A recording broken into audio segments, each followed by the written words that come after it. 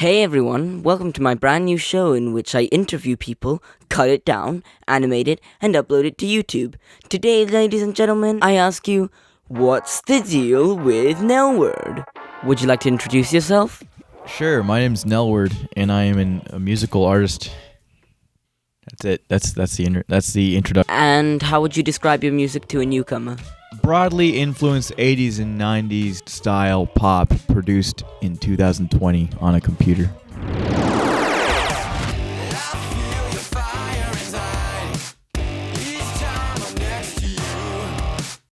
Alright, which artist do you draw inspiration from specifically?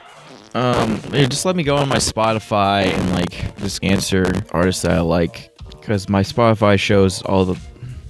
My phone's taking forever. It's very glorious. Oh man. At the moment, I'm listening to a lot of 100 Gex, Dorian Electra, Charlie XCX. But I think people would.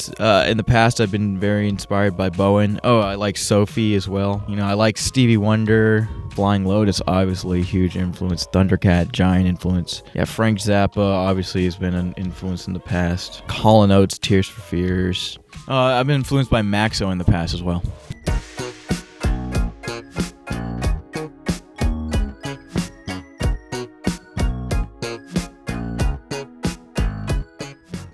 I need to have a stock response for what artists I listen to. That's an obvious question. It's just there's so many to go through, and there's so many there's artists that I like, but I don't know if they necessarily pop up in my style. And Yeah, I get it. So much just pours into your pool of inspiration, and it's never really three specific people. Yeah, I think the list I gave you was pretty good. Yeah, that was a good long list. Yeah, good job. And is there anyone that you'd like to collaborate with, any artists? Yeah, there's a number. I'm just never been really good with collaborating with people. It never feels like a collaboration, really, when I try to collaborate with people. It just feels like one person is writing the song, the other person's adding little sprinkles on it. It's never really felt like two people were making a song together. That's always been my collaboration experience. I don't really have a good idea of who I'd want to collaborate with. Maybe if they want to collaborate with me, they could reach out to me. I need to get better at answering questions better for interviews. I need to get better at asking questions for interviews. This is my first interview.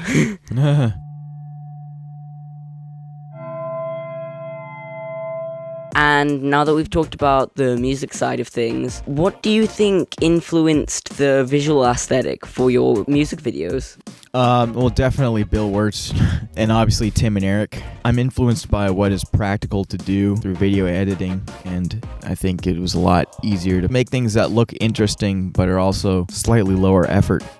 So that's the video editing side, but the visual side, I like 90s Nickelodeon, Memphis style patterns. I like neon colors, and I like pastel colors as well. And that's all influenced by cartoons that I watched growing up, like Rugrats and Doug and Ren and Stimpy, obviously. And when you need to make a music video, I get you said you did it in a very practical way, but how do you set out? What's your process for actually beginning? I just go with whatever my first idea is for a visual, and I just take it from there. I'll start editing it, and usually there'll be things that need to be fill in the blank, because there'll be spots where it's kind of dead or the video's not flowing well enough, and so I'll just go from there and kind of fill it in until it's something that's visually interesting to watch. And they always seem to have this humorous charm behind them. Do you have any particular reason for this, or do you just have a sense of humor?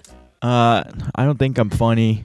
You're very funny, Nelwood. I think people there's things that I do that aren't intended to be funny, that people just interpret them humorously. I can see why they would. It's not nothing set out with the intention to be funny. So you're telling me when you use recorders instead of drumsticks and play the broom instead of the guitar, you're not trying to be funny? I just think it would be endearing, and I can see how it would be funny, but it's not this one's gonna get a lot of laughs. It's that's not really my line of thinking. It's just I put a lot more thought into my music, and then the visuals it's just whatever the first thing is. Whenever I have laying around in my house, I'll just kind of grab that and be like, okay, I'm gonna use this for the visual. That definitely shone through in Apple Shampoo with all the plates of junk. Yeah, all the plates of stuff. Your stuff all in a row. Mm-hmm.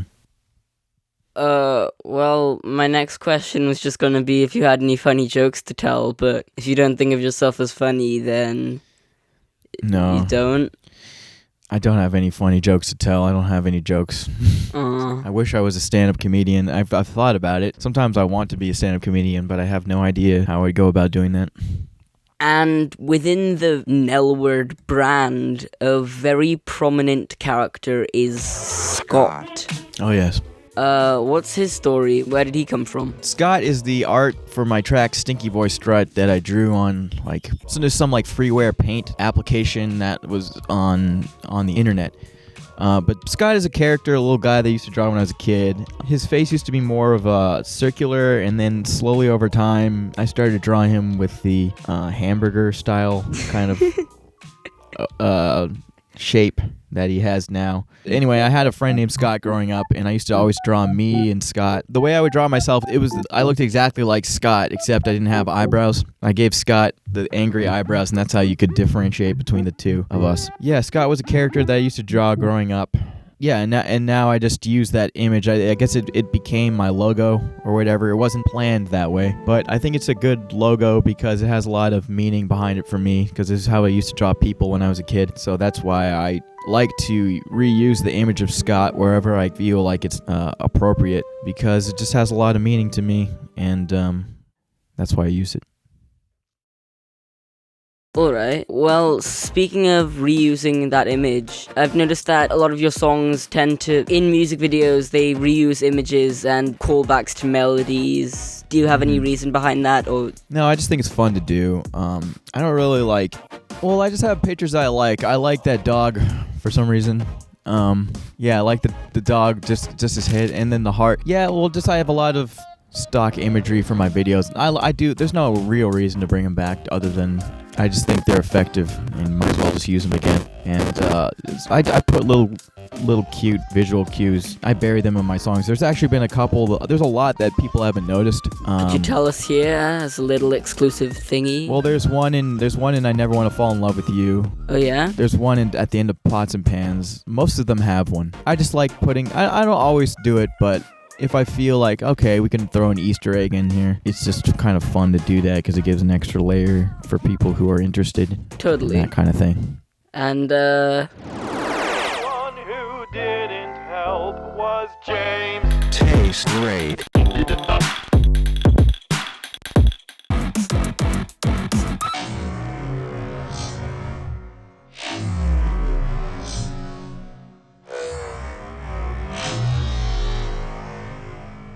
is James a real person? Yeah, James is my friend and roommate. And I just sometimes when I say James, I'm not referring to James. I just I have some generic names that I always use for things like Henry and James. I just like using those names just as generic names for whatever. I don't know why. But yeah, James actually is a real person. He's my roommate. And wow. He actually has a musical project right now. He performs under the name New Weirdos, so you can check that out if you want. I will. I'll even link that in the description for anyone who's interested. Mm-hmm. Do you have any aspirations for music that you just haven't leaped for yet, or just aspirations in general? Yeah, I'd like to grow as an artist. This is all corny. Anyway, basically, I'd like to tour. I'd like to get my music out to as many people as possible. I do music. I am a professional musician, but I would like to do original music 100% for my living. What is your primary source of income? Is it just music, or? Yeah, it's from I do music. I teach lessons. Oh yeah, right. Dude, it must be awesome learning from nelward. Most of my income from lessons, but I also make a little bit of income from nelward. And do you have any advice for people who are just starting out with music? You just have to keep doing it over and over and over again, and trying different things. I'm still relearning over and over that putting yourself out there and putting yourself into writing situations that you aren't sure you can pull off. Taking risks is rewarding and will help you grow as an artist. Making music is just like learning an instrument or writing music or doing anything really, like making videos or whatever it is you want to do. It's like playing an instrument, and you have to practice it as much as you would do to become proficient on an instrument. Well, those are all the questions I had for you today, Nelward. A massive thank you for coming on. Do you have any notes you'd like to end off on? No, not really, sorry. It's fine. Well, Thank you, this has been an amazing interview. Great, thank you.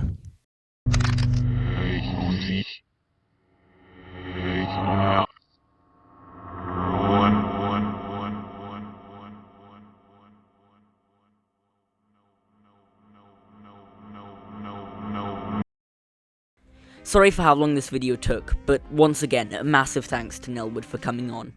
I just want to take this time to plug my Twitter and Instagram, both at GabeQIJ. I also want to thank all of the beautiful people that made fan art. It is wonderful, guys.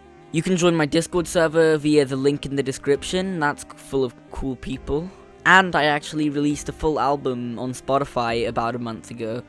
You can check it out. It's called Dream Sign. I've got a few singles up too. All of Nelward's links are in the description too. Don't forget to subscribe. I got cool videos coming at you all the time. Okay, I quit blabbering on. Goodbye.